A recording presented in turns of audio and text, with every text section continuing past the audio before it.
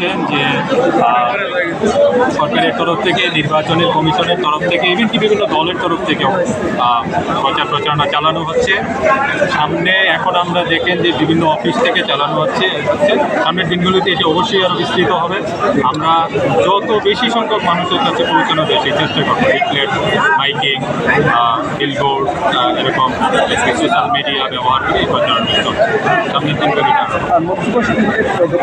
সরকারি সব দপ্তর বক্তব্যগুলোতেও বিলবোর্ডের মাধ্যমে হবে, সেটিও আপনারা নজরদারি রাখছেন? হ্যাঁ, অবশ্যই নজরদারি রাখছি। ইতিমধ্যে দেখেছেন, আপনি খেয়াল করলে দেখবেন যে অনেক কিছু অলরেডি হয়েছে এবং কিছু বাকি যদি থেকে থাকে সেটি হয়ে যাবে খুব শীঘ্রই।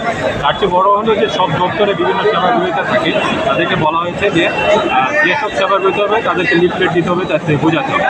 কাজে এটি সামনের দিনগুলোতে আরও বিস্তৃত হবে। গুজবেরও গুজবের বিষয়ে আমাদের সকলকে সচেতন থাকতে হবে। আমাদের অবশ্যই আমরা নাগরিক হিসেবে আমাদের দায়িত্ব আছে।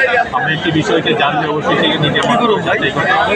তারপরে সেটিকে আমি বলেছি যে সেটিকে পরবর্তীতে গুজব আমরা তো অবশ্যই সেটি নজরদারি করবো। ইলেকট্রনিক মিডিয়া বা সোশ্যাল মিডিয়াতে গুজব ছড়াচ্ছে কিনা সেটি নজরে আছে। বাট সকলকেই দায়িত্ব হবে। আমি মনে করি এখানে সাংবাদিক কেন্দ্রেরও একটি গুরুত্বপূর্ণ দায়িত্ব আছে সঠিক সংবাদ তুলে ধরার মাধ্যমে গুজবকে। কারণ আমি মনে করি যে যত বেশি সংখ্যক সংবাদ তুলে ধরা যাবে, সঠিক সংবাদটি মানুষের কাছে তুলে ধরা যাবে, গোপনীয়তা যত কম থাকবে ততই গুজবের সুযোগ পাওয়া যাবে। ঠিক আছে।